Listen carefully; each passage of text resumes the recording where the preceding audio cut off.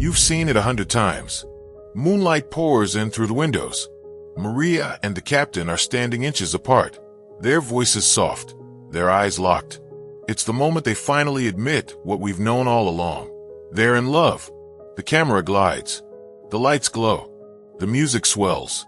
It feels like pure magic. But here's something you probably don't know. That scene almost didn't make it into the movie. Not because someone got hurt. Not because someone got fired. But because of a ridiculous sound. A sound so silly, so childishly embarrassing, that it destroyed take after take. The actors couldn't stop laughing. The crew couldn't fix it. The director nearly gave up.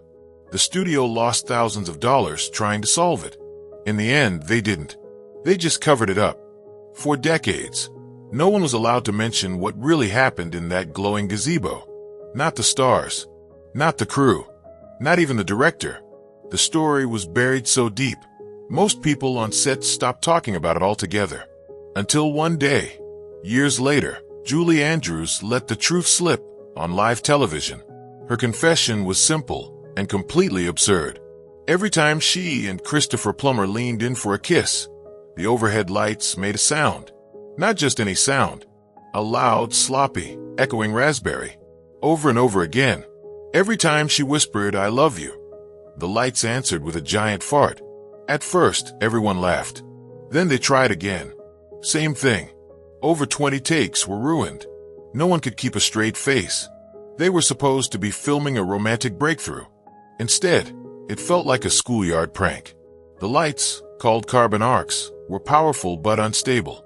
When the temperature shifted, they let out a wet-sounding pop, right in the middle of the most emotional lines. The crew tried everything, adjusting the power, covering the rig, even pausing to cool the lights between takes. Nothing worked. The scene turned into a disaster. Eventually, director Robert Wise had had enough. He gave up on capturing a close, emotional moment. Instead, he changed everything. He moved the camera back, told the crew to shoot in silhouette, used the gazebo's windows as a glowing backdrop. If Julie and Christopher cracked up again, no one would see their faces. It worked. The final version of the scene looked soft, dreamy, even iconic. Viewers were enchanted. No one suspected that behind the smooth lighting and tender music, the set had been filled with uncontrollable laughter and frustration. The studio, however, wasn't laughing. They ordered everyone involved to stay silent. No interviews. No jokes. No mention of the farting lights. For over 30 years, the secret held. Then Julie Andrews told the story with a smile, adding one final detail. "It's very hard to act in love," she said, "when the lights keep farting at you." That single line revealed what no one ever saw on screen. The truth behind one of Hollywood's most magical moments was as chaotic and silly as anything in a school play. And that's just the beginning. Because behind the perfect songs and postcard views, the sound of music was barely held together.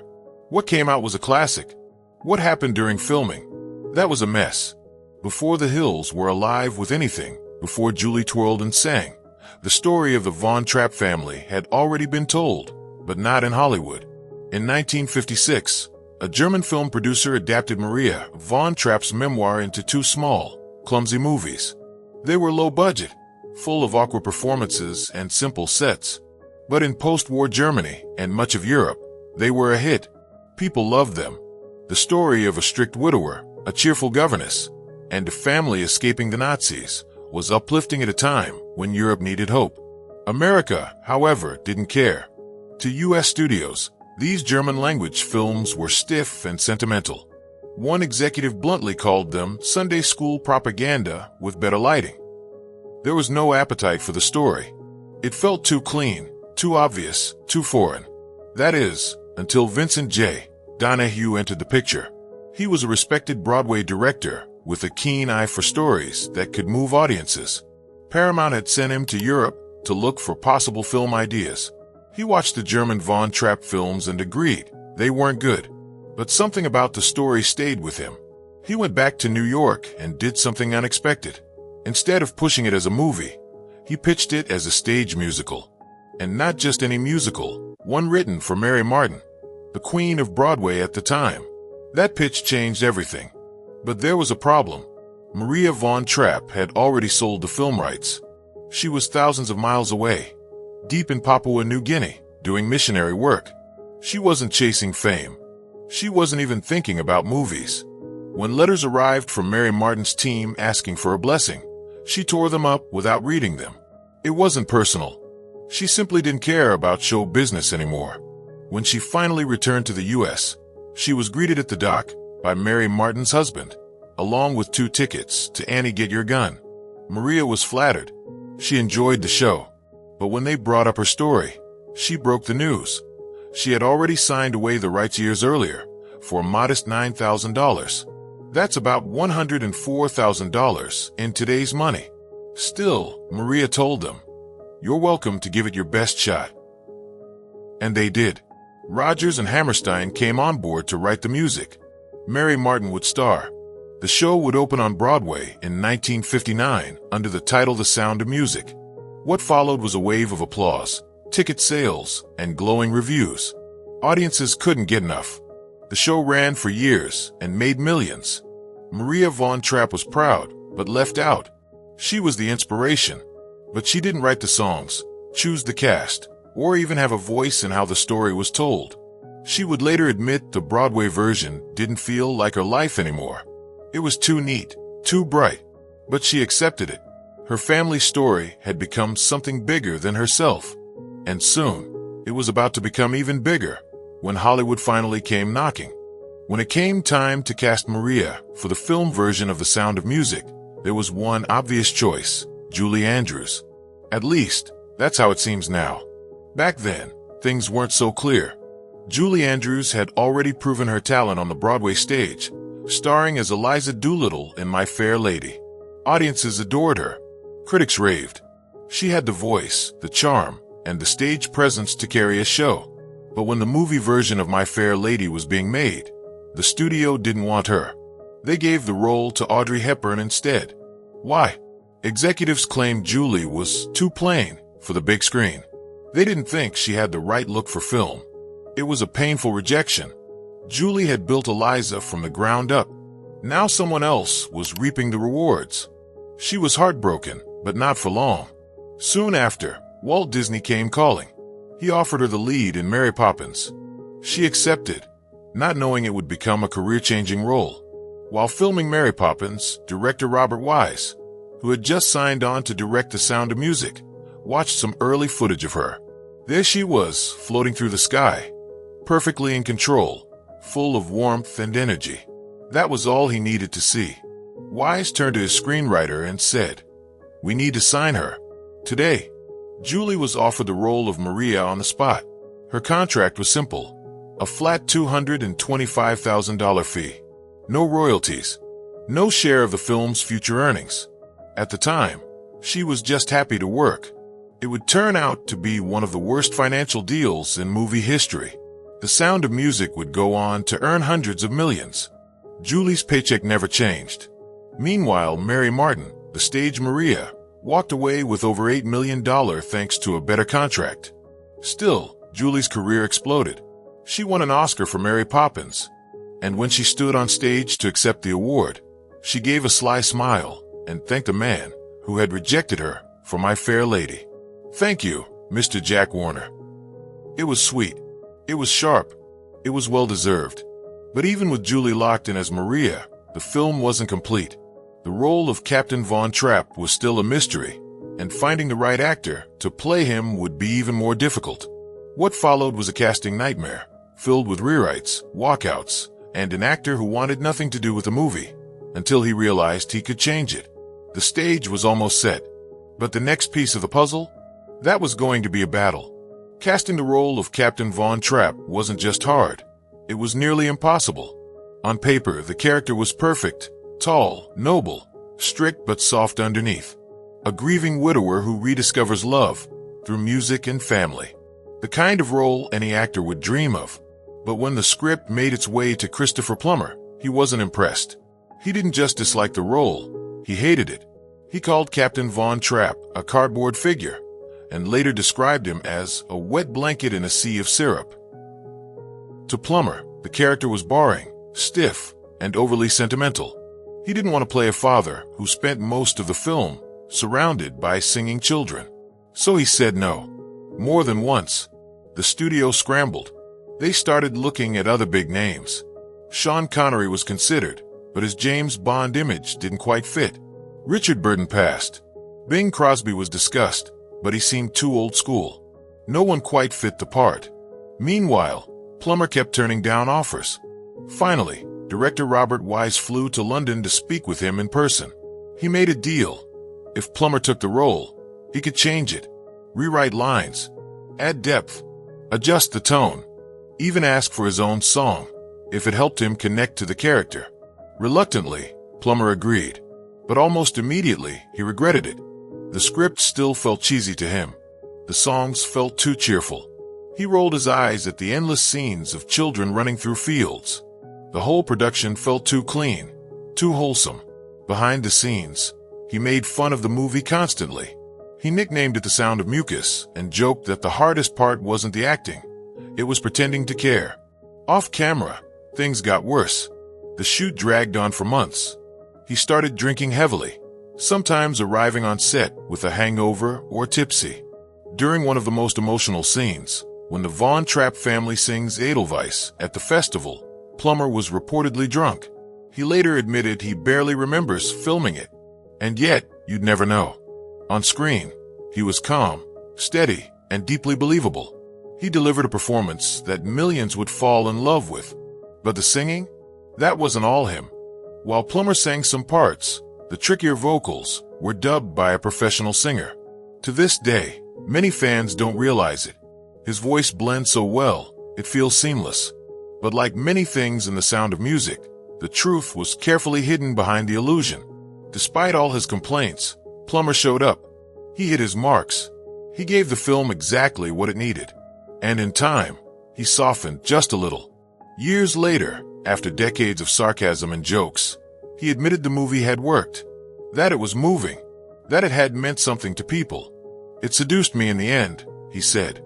Even if he never fully embraced it, The Sound of Music became the role he was remembered for.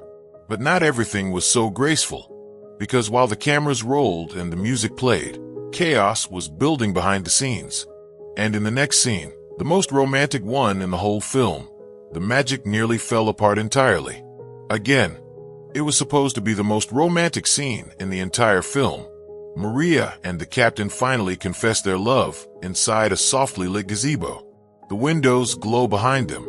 The music is gentle. They step closer, face to face, inches from a kiss.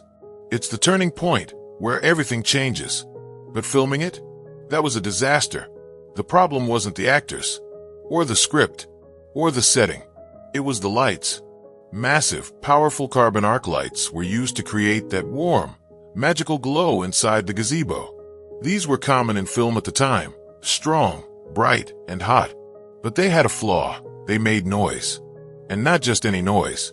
Every time Julie Andrews and Christopher Plummer leaned in to kiss, the lights let out a sound. A loud, wet, unmistakable raspberry. The kind of sound you'd hear from a whoopee cushion. Fart. It happened once. Then again. Then every single take. Julie would try to deliver her line, "I love you." And the light would immediately respond with another giant farting noise. Plummer would try to stay serious, only to burst out laughing the moment their faces came close. Again and again. They tried over 20 takes. The crew was in stitches. The actors were crying from laughter. But time was ticking. Film wasn't cheap. Neither were the actors. The studio was watching closely, and patience was running out. Director Robert Wise tried everything. They paused between takes, tried adjusting the equipment, switched technicians. Nothing worked. The lights kept making noise. The mood, which was supposed to be romantic, had turned into a slapstick circus. Eventually, Wise made a choice. Forget close-ups. Forget facial expressions. He told the team to shoot the scene in silhouette, with the gazebo windows glowing behind the actors. That way, if Julie and Christopher broke into laughter again, no one would be able to tell. Their faces would be hidden in shadow. It worked. The scene became dreamy, mysterious, almost magical. Audiences swooned. They believed every second of it. But the studio wasn't amused. 20th Century Fox issued a strict order. No one was to mention what happened on set. No interviews. No stories. The sounds, the laughter, the failed takes, it was all to be kept quiet. And for decades it was. Until one day, years later, Julie Andrews appeared on a talk show. With a mischievous smile, she told the story. "It's very hard to do a love scene," she said, "when the lights are farting at you." The audience roared. The studio didn't. But by then, it was too late. The secret was out. And it wasn't the only one. Because while audiences watched sweet moments and perfect songs, the set was full of mishaps, bad weather, near injuries, and secrets no one was supposed to see. The Sound of Music looked perfect. But just beneath the surface, it was barely holding together. For viewers, The Sound of Music felt light, joyful, and easy. But behind the camera, it was anything but.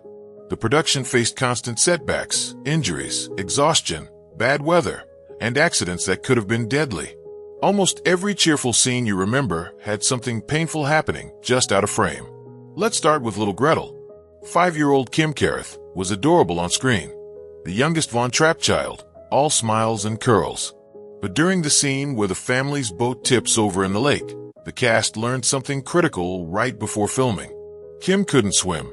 The plan was simple. When the boat flipped, Julie Andrews would grab her and keep her above water.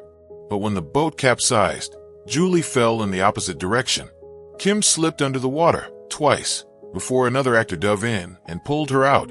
She threw up lake water and developed a fear of swimming that lasted her whole life. Julie was shaken, but she had her own nightmare to deal with, the movie's opening scene. You know the one, Julie spinning in a meadow, arms wide, music soaring. It looks effortless, but it was brutal. To get that famous shot, a helicopter flew just above her head. The cameraman was strapped to the side, filming as the chopper circled low. Each time it passed, the wind from the blades slammed into Julie, knocking her to the ground. She got blown over again and again, 6, maybe 7 times. Between takes, she wiped grass from her face and got back up, smiling through bruises and dirt. The scene looks like heaven, but filming it was closer to a wrestling match with the wind. Then there was Daniel Truitt Rolf. He played the young telegram boy who sang, 16 going on 17. The studio wanted him blonde, so they bleached his hair. Hard. The chemicals were so strong, his hair was permanently damaged. It never fully grew back the same. For the rest of his life, people asked why Rolf's hair looked different in real life. The answer? Because The Sound of Music wrecked it. Even Julie's hair caused problems. Producers felt the back of her head looked too dark on camera, so they sent her to get subtle highlights. What she got was a full head of bright orange. In a panic, they cut it shorter and dyed it platinum blonde. Julie later joked it made her feel more Austrian. But at the time, everyone was horrified. And all of this happened while the cast battled the worst weather Salzburg had seen in years. Rain ruined set after set. Filming days stretched into nights. What was supposed to be a 6-week shoot ballooned into 11. The kids started growing. One lost her baby teeth and had to wear fake ones. Nicholas Hammond, who played Friedrich, had a growth spurt so dramatic, they made him shoot barefoot to stay shorter than his father. The cheerful vibe you see on screen was real, but so was the exhaustion. Everyone was cold. Everyone was tired. Some were injured, some sick, some soaking wet every day. And yet they kept going, because what they were making was bigger than the mess. It just didn't feel that way at the time. Everyone remembers the ending. The Von Trapp family, climbing high into the mountains, escaping the Nazis under cover of night. The music swells. The danger feels real. It's the perfect final act. But here's the truth. It never happened. There was no mountain escape, no hiking, no dramatic chase. In reality, the Von Trapps walked to a train station, boarded quietly, and left Austria by rail. No guards, no tension, no hills. It was calm, legal, and relatively uneventful. The movie version is full of tension, but if they'd actually hiked in the direction shown on screen, they would have ended up at Hitler's vacation home. Yes, really. The mountains filmed for the ending border Bavaria, not Switzerland. In fact, they're near the Eagle's Nest, Hitler's private retreat. If the real Von Trapps had taken that route, they would have walked straight into Nazi territory. Even their need to escape was exaggerated. George von Trapp, the father, was born in what became part of Italy after World War I. That made him and his children Italian citizens. They had legal passports. No one had to sneak anything. Their exit was peaceful. Then there's the romance. In the film, Maria and George fall head over heels. It's sweet.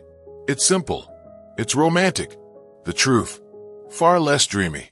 Maria von Trapp later admitted she didn't fall in love with George. Not at first. She loved the children. When George proposed, she said yes more out of duty than affection. She felt it was her calling to stay and raise the kids. The love came later, she said, as they grew together over time. He was 47. She was 22. A 25-year age gap. But that wasn't the only fiction. The children themselves were rewritten. In real life, there were 10 Von Trapp kids. The movie only includes 7. The names, ages, and even personalities were completely changed. The real children had names like Rupert and Agath. But Hollywood gave us Liesel and Kurt. Agath, the second oldest and known for being serious and shy, was turned into Liesel, a flirtatious teen dancing barefoot in gazebos. Years later, the real Agath watched the film and laughed. I would never have behaved like that. Even the music bent the truth. Edelweiss, one of the most emotional songs in the movie, is often mistaken for a real Austrian folk tune. It isn't. It was written in 1959 by Rodgers and Hammerstein, 2 Americans. It was crafted to sound traditional, but it never existed before the musical. Still, it fooled audiences. Some people in Austria believed it was their national song. Even U.S. presidents quoted it in speeches, as if it were a genuine part of Austrian history. The truth. The entire film was a carefully built illusion. And it worked, because it felt right. Audiences believed in it. They embraced the myth. And when the truth finally came out, most people didn't care. They loved the lie better. And the biggest twist? Austria didn't love the movie at all. Not at first.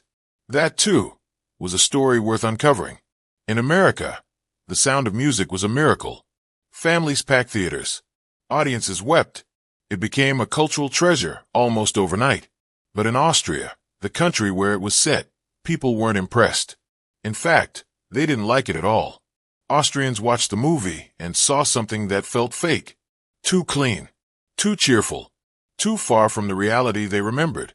While the rest of the world saw singing nuns and dancing children, Austria saw a version of itself that didn't match the truth. Because the Austria of the 1930s wasn't just a peaceful land waiting to be rescued. It had its own complicated history. Before the Nazis annexed Austria in 1938, the country already had an authoritarian regime. From 1934 to 1938, Austria was ruled by a dictatorship that jailed Nazis. Yes, but also silenced democracy. It was not the innocent, music-filled paradise the movie made it out to be. The film ignored that. It told a simpler story. Austria was the victim. The Von Trapps were heroes. And the people were kind-hearted and brave. Many Austrians didn't buy it. Even cultural institutions pushed back. When the filmmakers approached the world-famous Salzburg Marionette Theater to ask if they would make puppets for the lonely goat herd scene, the answer was sharp. This is a respectable theater. We're not interested in a tacky Hollywood project. Years later, after the movie's success, that same theater built a full Sound of Music puppet show. Because tourists wouldn't stop asking. The contradiction wasn't lost on anyone. Austrians also had a problem with how Maria von Trapp herself was treated. This was her life, her story. But when 20th Century Fox bought the rights, they didn't include her in any major way. She was barely consulted. She didn't help shape the script. She wasn't asked for creative input. And the worst insult? When she asked if she could attend the 1965 Hollywood premiere of the film based on her own life, the studio told her there were no seats left. Imagine that, being locked out of your own story. Maria von Trapp had shared her memories to inspire people. What she saw on screen was something very different, glossy, polished, and wildly inaccurate. But she didn't fight it. She stayed gracious. She smiled for the cameras. And she moved on. Because the truth is, it didn't really matter anymore. The movie had become its own thing. A fantasy, yes, but one that audiences around the world embraced without question. People didn't care that the escape was fake, or that the songs were American, or that the real Maria was never consulted. They cared about how it made them feel. In the middle of the 1960s, during the Cold War, Vietnam, political unrest, the sound of music offered comfort, escape, warmth. It was a story that made the world feel a little safer. And so it soared. Despite all the mistakes, despite the messy shoot, despite the lies. By 1966, The Sound of Music had done the unthinkable. It became the highest-grossing film of all time, beating out Gone with the Wind, a title that had held that record for 27 years. It won 5 Oscars. It sold nearly 300 million tickets worldwide. And the woman who carried the film, Julie Andrews? She didn't earn a single cent beyond her original flat fee. No royalties. No box office bonuses. Still, she delivered one of the most iconic performances in film history, through laughter, chaos, accidents, and rain. Because in the end, that's the magic of movies. They don't have to be true. They just have to make you believe.